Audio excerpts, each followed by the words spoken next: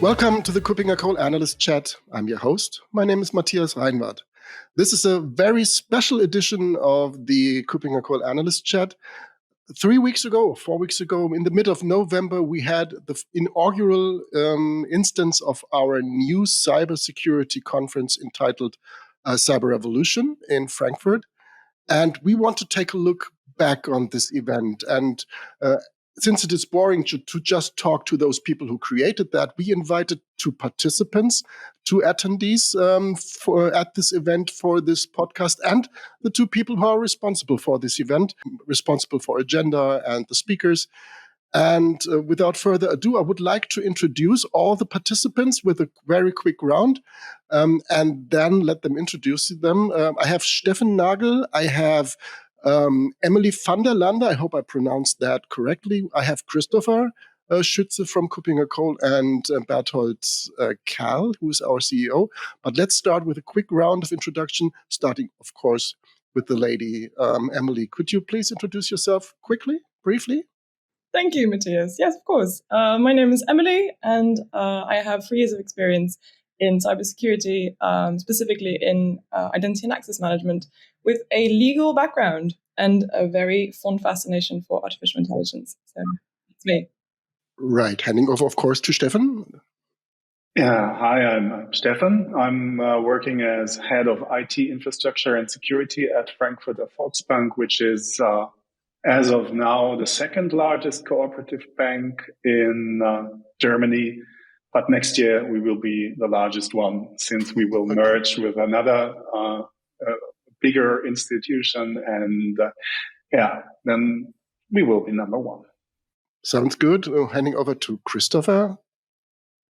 Yeah, Christopher. I'm practice director for cybersecurity and responsible or part of the agenda team for the cyberevolution. And finally, our CEO, Berthold. Yeah, thanks, Matthias, for having me. Berthold, you already mentioned it, CEO of KuppingerCole since more than 3 years. And together with Christopher, we thought about this event, but it actually was a bigger team who was involved from KuppingerCole as well. So the 2 of us are only, let's say, the spearheads of it. Right. So if we look back on this event, we had a cybersecurity event before that, which was more a traditional cybersecurity conference way back in Berlin. It was the CSLS. But now we thought of changing something. But if we look back on that, maybe to all the 4 of you, is there something that you can share that was your most memorable moment from the cyberevolution, and why was it important for you? What made it worth remembering? Maybe starting with Steffen. So can I just name 1? You can take 5 if you want to. Okay, because there were several. So from the presentations, I would, of course, name "Surviving Between the Cyber Frontlines" by Alexander Klimberg, which was very, scary on the one hand, but also like shifting the attention to the things that are really important in the space. And I would also like to name Paul Lukowitz on AI ethics, which was really entertaining and also sort of myth busting in ways, and also like on focusing on the real issues. And a memorable moment or like a situation was all those guys in the capture the flag thing, like working in that sort of lobby area, and you could like literally see the steam evaporating from their brains, and it was such a focused and concentrated situation there, and I really did like that quite a bit. Yeah. Right, capture the flag. Of course, I need to hand over to Christopher. That was your brainchild, I assume, and it worked out quite well. Was this your memorable moment as well? It was a very memorable moment for sure, and it was not only my child. It was again a group idea and supported by Sebastian Schlesinger. And for sure, we had 52 participants, and for them, hopefully it was as well as a highlight. But it was not my only highlight. What was also very honorable for me was shaking the hands with Peter Boyd, so the Minister of Interior and Sports, when he joined. And all the interesting presentations, Steffen already mentioned some of them, especially Alexander Klingberg was also one of my favorite presentations. But honestly, for me, the most impressive moment was, or it have been two. The first one was when I walked onto the conference floor the first day, so on Monday before the conference, really seeing what we achieved, what we prepared, and how does it look in real life. And the second one was when closing the session together with Berthold and Jennifer. That was really impressive and was a lot of fun. I think one talk that took my breath away was a talk by Florian Jorgens about the being hacked in 72 hours. So what happens when you're hacked, when you're a CISO, and literally the world turns upside down, and what happens in the 3 days following that. And I think that working in cybersecurity, it's often, I compare it a little bit to my friends in the army who say that they rehearse every day a play that they hope to never actually have to play. And it's really valuable, I think, to get the very tangible human insights of what that looks like in practice, like what actually happens in cases that we always talk about. So, and really very practical tips that sound really normal, but you need to think about them from first, second, or third-hand experience. Like, do you have enough notebooks, physical, actual, written notebooks to write things down? And do you have beds in your office for like the IT team and food and stuff? It's that was really good. I very much enjoyed that. Right. And I like the comparison between the army and us being cybersecurity defenders on the front. So that this is sometimes a disturbing analogy, but in the end, it's true. Berthold, what was your only thing that if you are allowed only to mention one thing, what would be your favorite thing to mention when you think back of Cyber Revolution? I think some of you already mentioned selected speakers. It's hard for me to really select one. I think we had 80 speakers and really a variety of topics from technologists, scientists, but also very senior CISOs like Thomas Jasik, for example, from the telecom. You already mentioned Alexander, and I would also add Sunil, for example, and a couple of more. It's really hard to pick one. And they really shared their insights with all of us. But now back to your question, what is the most important thing for me in such a conference is always the exchange between people, right?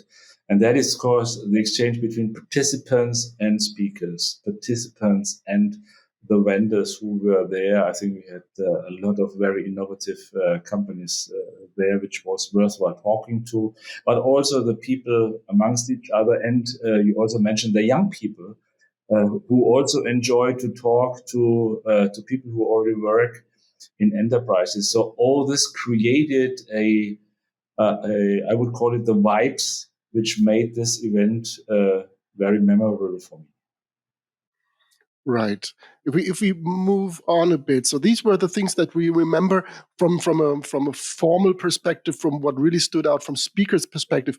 If we think of topics, of areas covered during this event, maybe also due to the character of that being a more modern, a more novel approach towards that, are there any topics that you heard the first time there that you think will change our lives for the upcoming years as well? Is there something that you took away that will stay with us and that is not yet solved and should be covered in the future as well? Maybe starting with Emilie? Good question.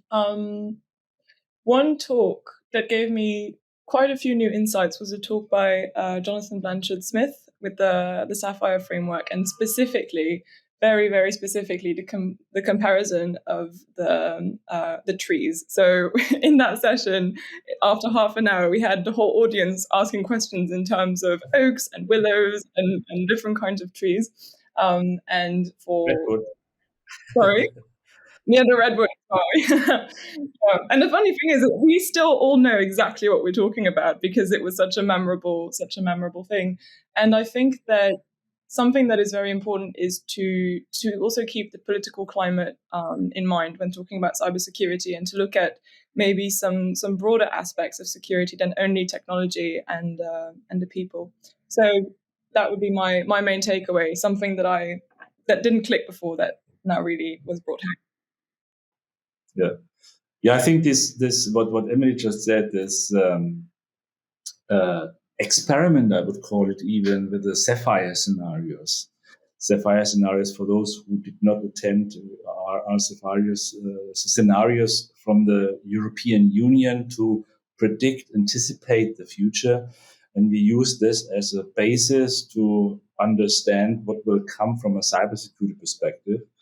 So that was prepared by something we did with the KuppingerCole Analysts before. Then we invited some really senior CISOs to participate in an exercise. And finally, we had a round of workshops at the cyberevolution itself.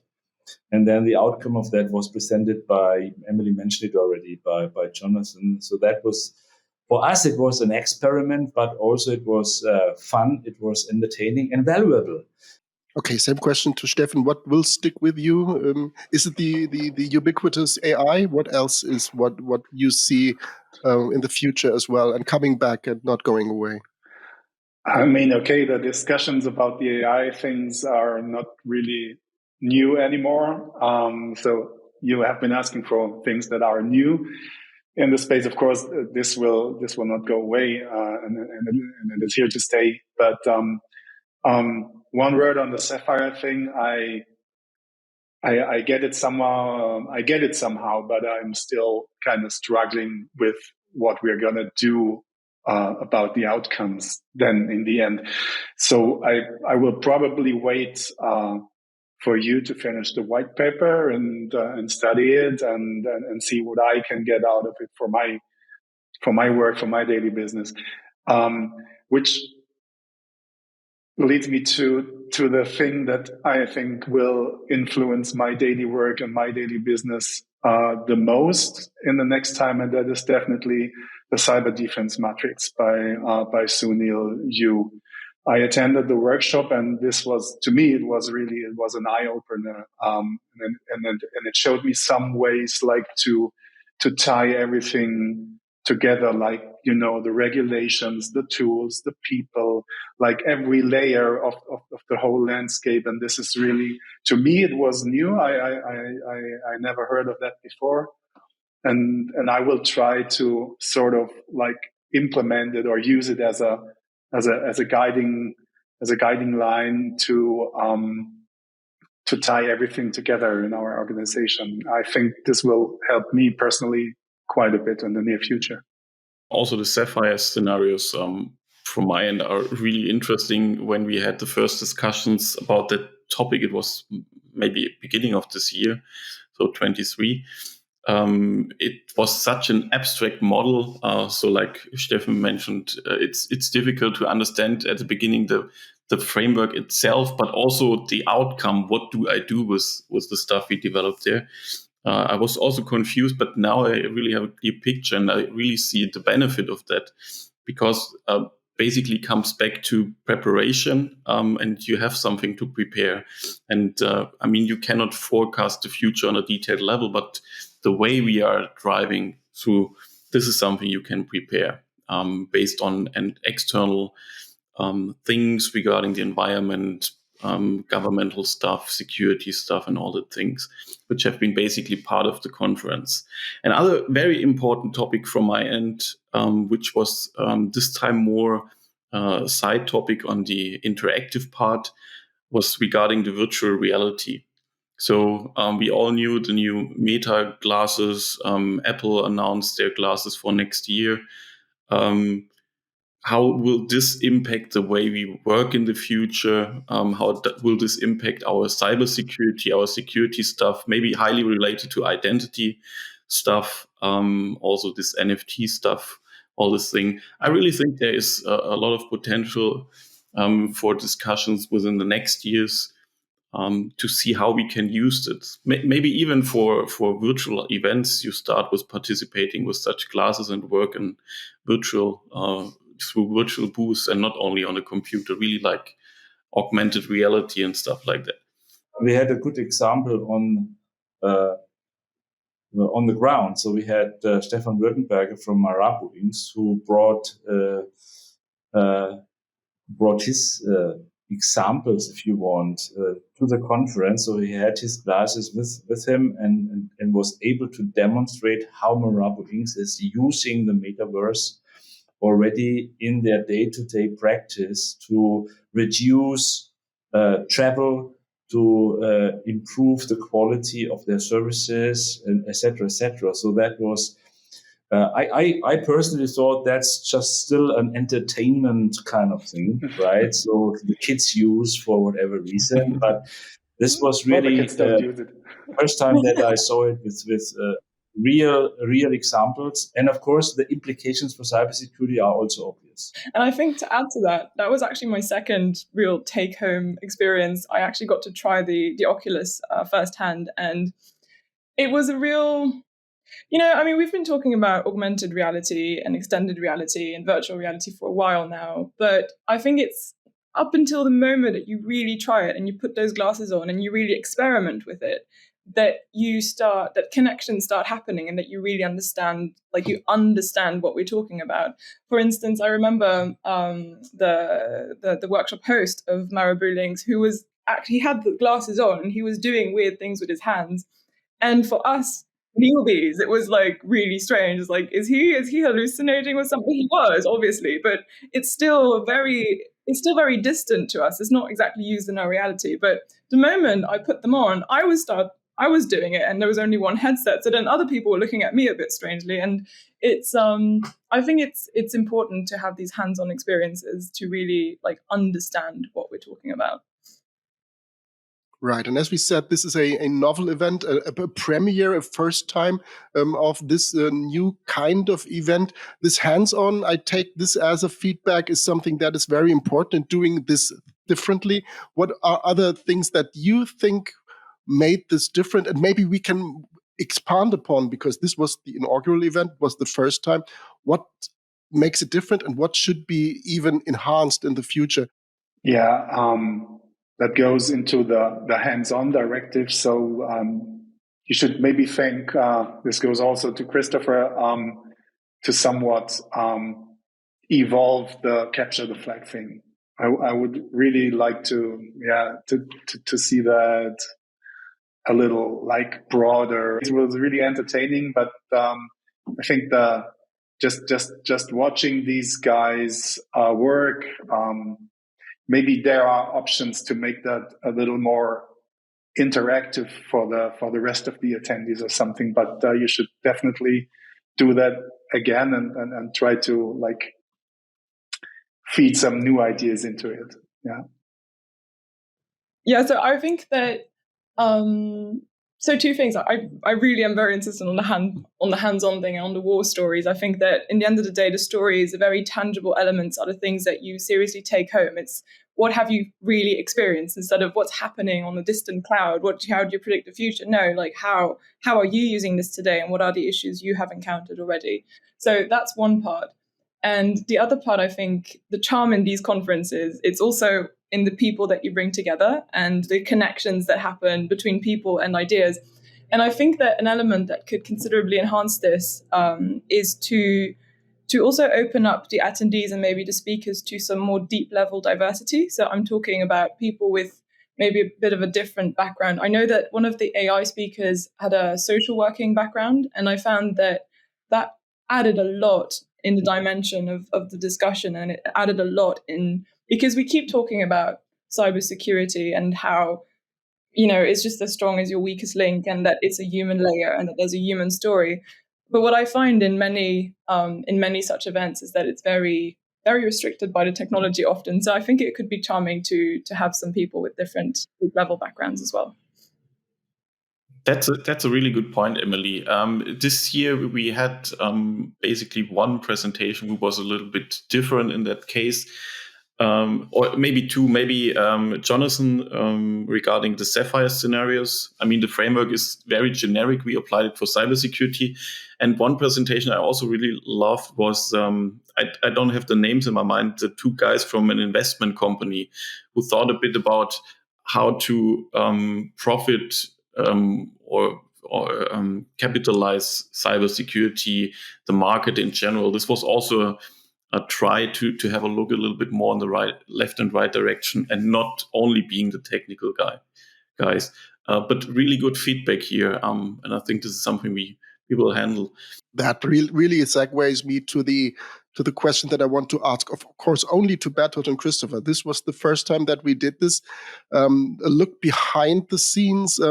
Were there any events, any parts of the event, any part of the sessions that worked much better than you expected? And were there some that just did not work at all? Were there some things happening behind the scenes that were challenging while we were doing that?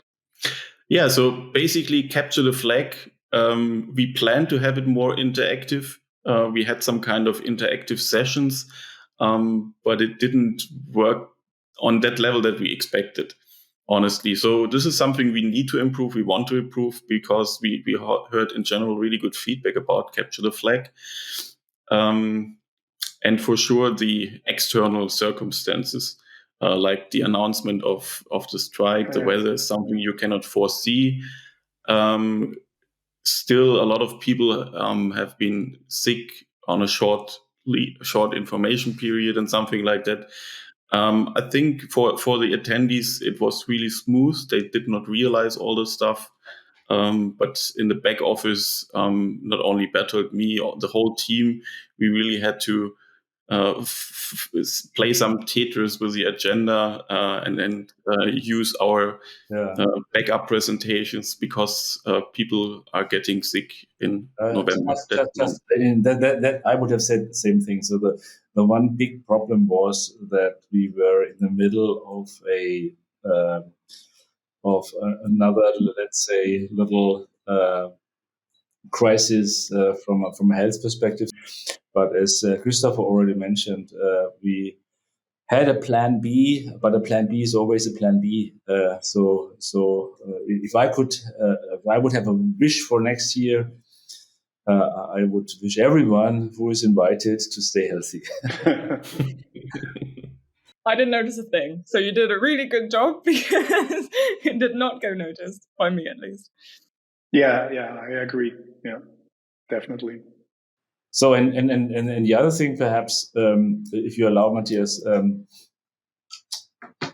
my opinion, and of course, that was our concept, but I also had lots of discussions with both participants and vendors, etc. And I think it resonated with most people. So that structure we put in place, like the anticipate, innovate together and interactive, I think that was something we probably will continue. So anticipate stands for looking into the future, see what's coming. Not all of that can be used immediately in the day-to-day practice of enterprises, but it's nevertheless, of course, important.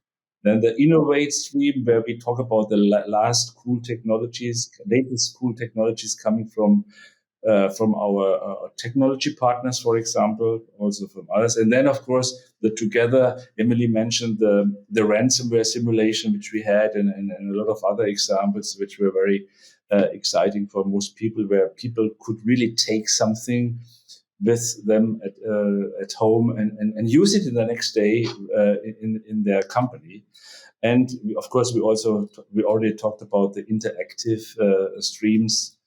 So I think that concept, I believe, worked quite well. Yeah, if I may add, I also attended Florian Jürgen's pitch there, and it was really scary, impressive, and everything. And I used his document and translated it and made some things specific to our organization, added it to it, and just like asked those questions internally here, and you might guess that there are really like blank faces being confronted with those kinds of questions. And maybe one thing you could also do is to actually,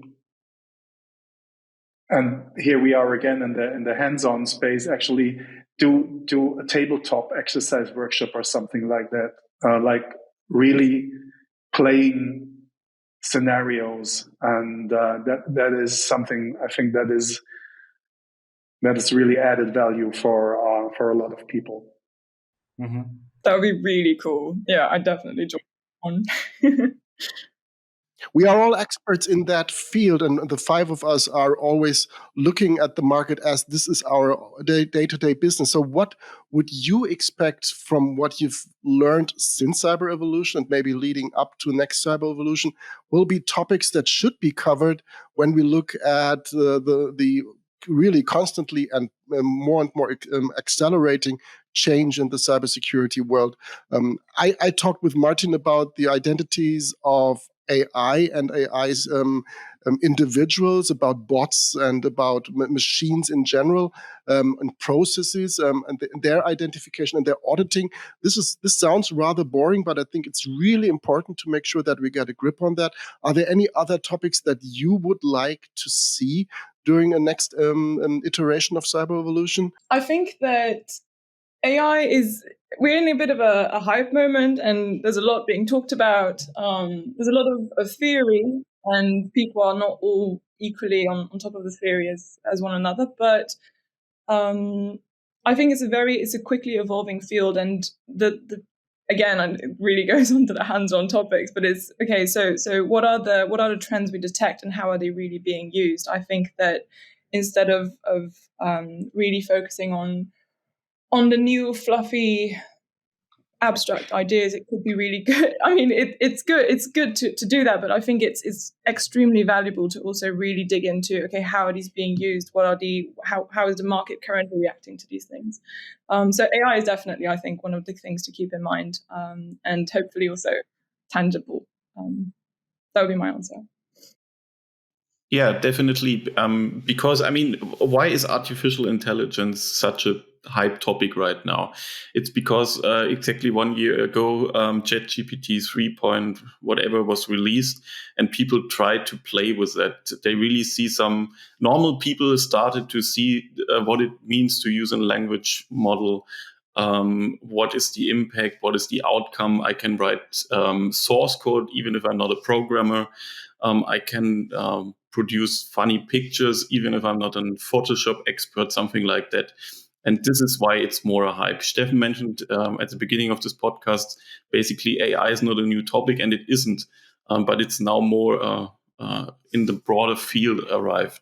And I think the challenge here is, and that's what where I agree, Emilie, 100%, is that the companies then also need to deal with these challenges. And what does this mean for them?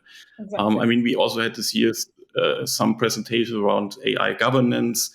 What does it mean? Which data can I use, put into this stuff? Do I need a private GPT? What about misinformation, disinformation, and so on? And if you then put this into the real world, just take the intro video with Joe Biden at the beginning. I mean, it could be everyone. And how do you detect whether it's your chief executive officer announcing 40 days of paid vacation a year or not?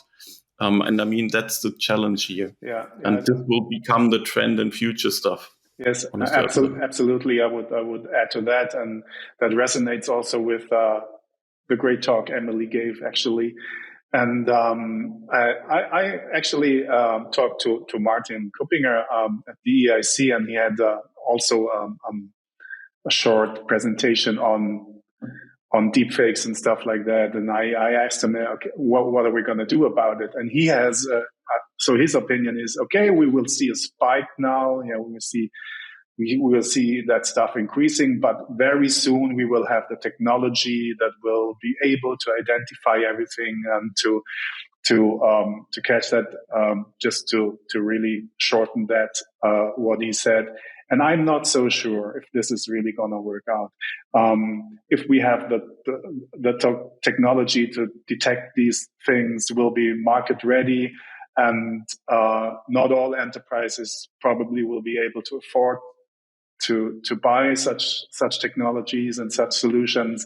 And I think it's a bit scary. And I see people like getting caught or trapped by really badly made emails and phishing stuff still, right? And then I look at that stuff that very elaborate and very like close to perfection. And I'm not so sure that we will be able to have technical measures to defend against the thing itself. So we have to somewhat build around this thing, because you have to increase your defensive capabilities around that. So you will have the fact, but you will have to still avoid that if someone clicks on something, that it actually reaches the target. So that's sort of my take on that. Yeah, absolutely. I think it will remain a cat and mouse race. Yeah. So and that will never stop, I think. Yeah. So I think, Steffen, I agree with you. To your question, Matthias, so what can we do next?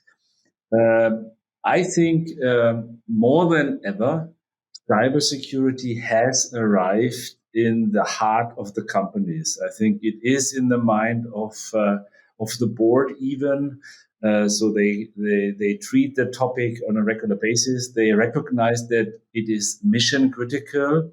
Perhaps even to say it even more drastical, it is important for survival of the companies. So I think next time it would actually be good to have one or more even CEOs also participating and sharing their views with us. So what are their expectations to the IT security guys? And then have a discussion around money we need, priorities we should have, etc., etc. That would be, I think, a nice move as well. Yes, that's exactly what I meant with like the deep level diversity. I think that if you add a few sociologists, a few lawyers, a few CEOs, people from the business side, and then have those panel debates between them in front of people where people can also participate, because it's in the point that Steffen was making as well. What we were just discussing, these are the kind of discussions that add real value, according to me. At least I always really enjoy them. I'd be very excited to see that in future events. Right. Okay, that was a really lively discussion. Before we close down, and if you are given, say, 30 seconds of one suggestion that could be in the next iteration of cyberevolution. I start out because I always ask questions and I don't give any answers, but my answer would be more to take away for the audience, some kind of cookbook, some kinds of recipes, some kinds of distilled information that we as analysts do all the time, but maybe something that is really created on the fly during the event and learning from the experiences of the attendees, of the participants, of the speakers, having that and taking that home with you to use it, just as Steffen used this metrics for his purposes. I think that is something that we can add to a cyber revolution. I think, and this goes a bit in the direction what Emilie mentioned, the diversity is very interesting. And from my end, as I was also moderating the one and another panel, maybe we make the panels a bit longer. That is something I miss, because these discussions are very valuable. You have very interesting people, and then limited to 20 minutes is sometimes difficult because you started to dive into the topic. That would be my wish. Whether we are able to do it from the structure, we will see. Yeah, well, my number one wish would be to find ways to foster the community aspect of such an event, even so that people talk even more intensively with each other, but also that they take their new relationships back home and call them even after the event and ask questions and exchange ideas, etc., etc. That would be my wish. If we achieve that, that would help security big time, I guess. Yes. Well, there's not much to add, I guess. So everything you said holds true for me as well.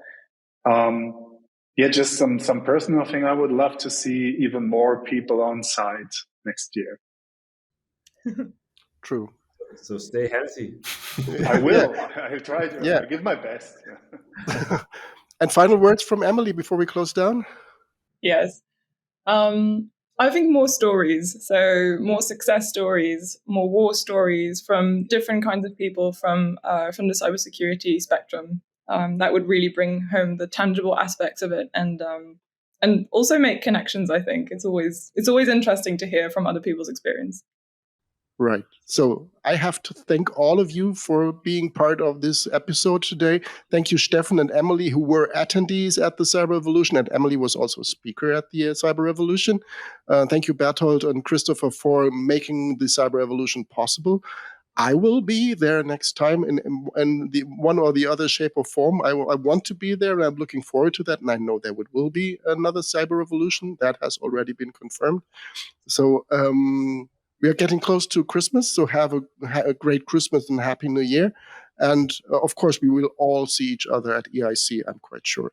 So thank you for being my guests today, and have a great day, and thank you, and bye-bye. Bye. Thank you. Thank you. Thanks, Matthias. Bye.